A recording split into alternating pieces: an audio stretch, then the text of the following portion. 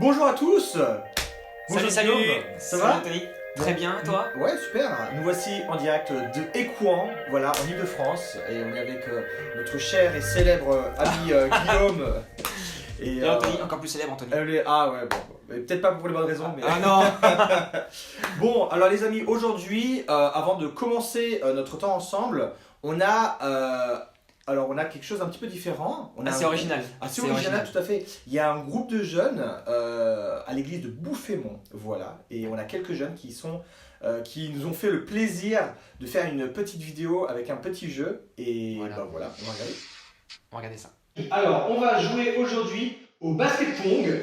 On aura les garçons contre les filles. Et on a un certain nombre de balles pour chaque équipe. Le but du jeu sera de faire rebondir la balle de ping-pong une fois sur la table et essayer de la mettre dans le bol en phase 2. Est-ce que vous êtes prêts les garçons?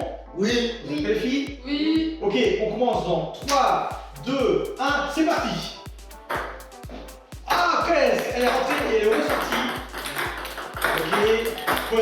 Ouh, un point pour les garçons. Ok, allez, prenez votre temps. Ok, faut pas stresser, faut pas stresser, faut pas stresser. Oh, on a 3 points pour les garçons, ok, vous êtes trop forts. Oh, excellent, bravo les garçons. Et non, désolé les filles, mais c'est pas grave, vous avez quand même bien joué. Le principal c'est de participer, mais voilà, bravo à tous et merci. Voilà, super. Bon, merci aux jeunes de Bouffémont excellent. qui sont bien débrouillés. Donc, moi je suis une bille au ping-pong, un genre de truc, donc franchement bravo. Non, chapeau l'artiste, les artistes. Ouais, non, vous êtes super bien débrouillés. Ouais. Et donc voilà, donc merci à eux. Et on a également quelque chose que Guillaume nous a concocté pour aujourd'hui. Voilà, voilà. Tout à fait. Voilà, bah écoute, on va y goûter. Alors, c'est super. Bah écoute, et merci Anthony. Ouais, le Seigneur m'a mis à cœur de partager un thème un peu épineux. Enfin, c'est pas évident de le résumer en quelques minutes là comme on va le faire. Et on va aussi aborder certains sujets qui mériteraient qu'on s'y plonge beaucoup plus. Mais on va le faire quand même. Et j'ai fait la chose en 3 points pour que ce soit aussi assez pratique et voilà, pouvoir le mettre en pratique très, très facilement. Donc en fait le sujet c'est quand Dieu répond non à nos prières. Et j'ai une question pour toi Anthony. Est-ce que déjà toi dans ta vie tu as eu à un moment donné un sujet de prière auquel Dieu clairement a répondu non? Il dit non. Oui, alors oui, Anna. Oui, okay. Enfin non, enfin oui. Et est-ce que tu as pu, au travers de, alors sans rentrer dans le détail, mais de cette prière particulière, mais est-ce que tu as compris pourquoi Dieu a répondu négativement à cette demande? Alors, pas forcément en fait. Ouais. Et ouais. Alors c'est des choses intéressantes. Bon après je suis sûr que tu vas beaucoup partager des choses, mais non, forcément c'est ça qui est intéressant.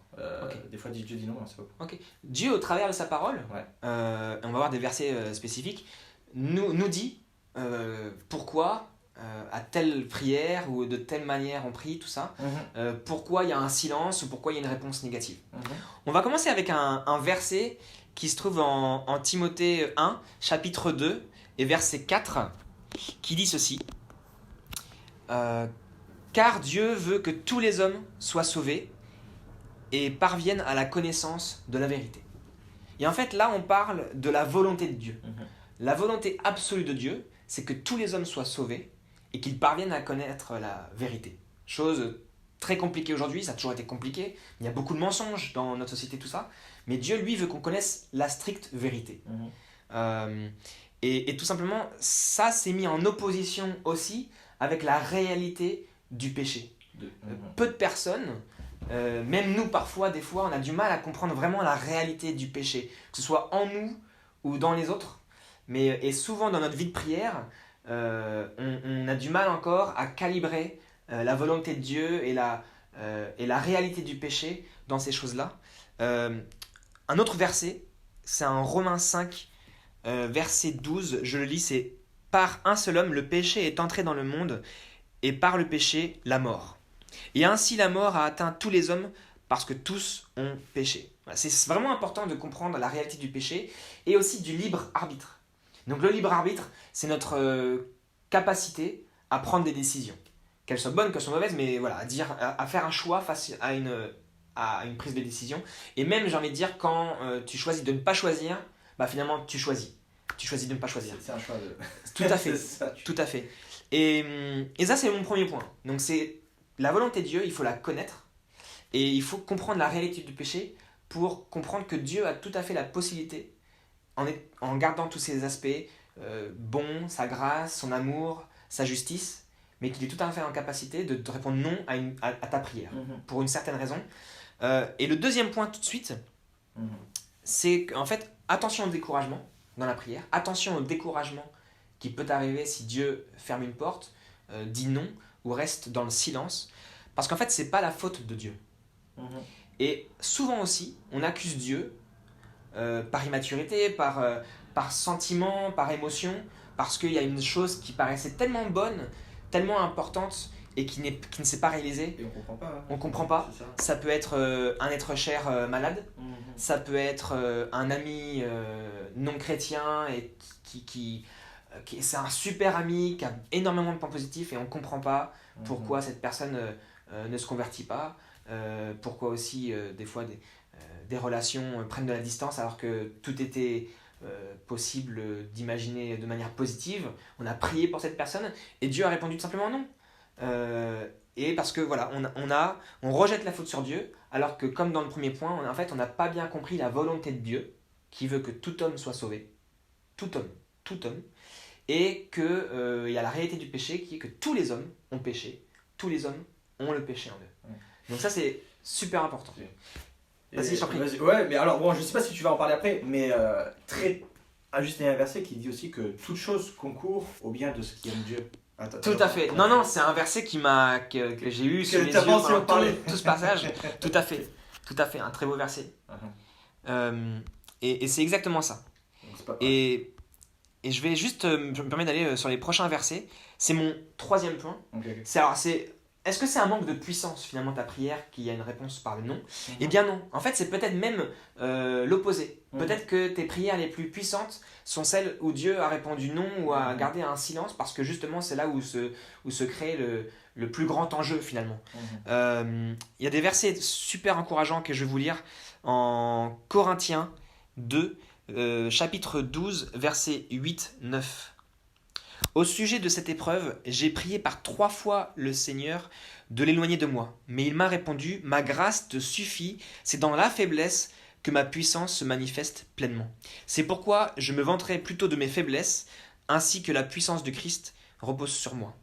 Voilà, Paul était malade là, il avait quelque chose, on ne sait pas exactement, mais il avait quelque chose de physiquement handicapant, et que Dieu n'a pas retiré. Donc voilà, c'est par exemple une prière. On peut prier pour quelqu'un qui a un handicap, pour sa propre maladie peut-être, et Dieu répond non. Ne pas rejeter la faute sur Dieu, car Dieu a une volonté bien au-dessus de tout ça. Et au travers de nos faiblesses, c'est là qu'il va pouvoir exprimer sa gloire et sa puissance.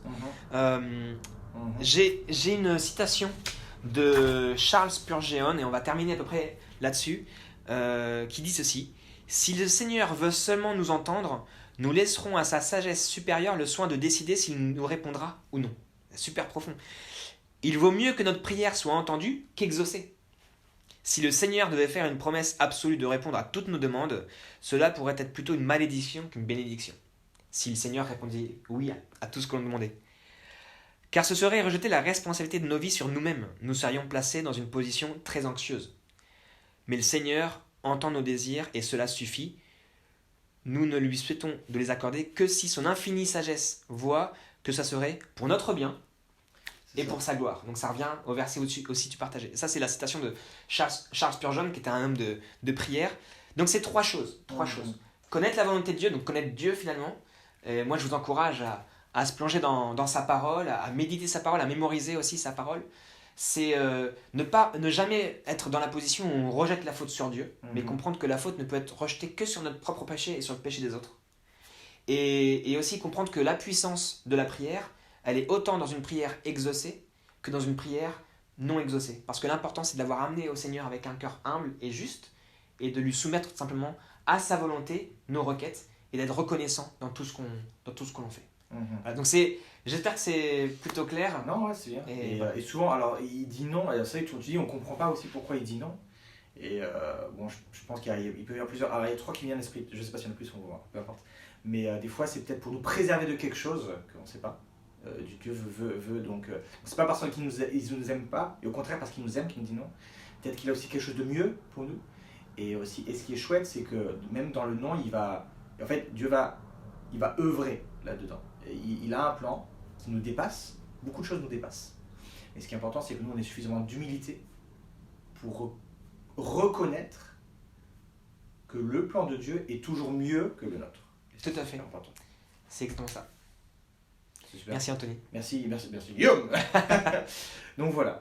Et donc voilà les amis. Et donc la prière est super importante. Donc toujours passer du temps dans la prière et des fois même des petites choses très importantes de les remettre dans la main de Dieu. Parce qu'on veut que dans notre vie, ce soit Dieu qui soit souverain. Et on va se terminer maintenant. Et on vous dit au revoir tout de suite parce que on va. Alors il y a la promesse. Donc, il y a Claudia, c'est un peu différent d'habitude. C'est différent d'aujourd'hui. Alors c'est Claudia qui a quelques annonces pour nous tous. Okay. Et celle qui va vous dire au revoir. Voilà. Donc, et nous on vous dit au revoir maintenant. Voilà. Bon, allez, tout de suite. Salut, à très bientôt. Cet été, on compte sur vous. On a nos 4 semaines de camp sur le thème Samouraï.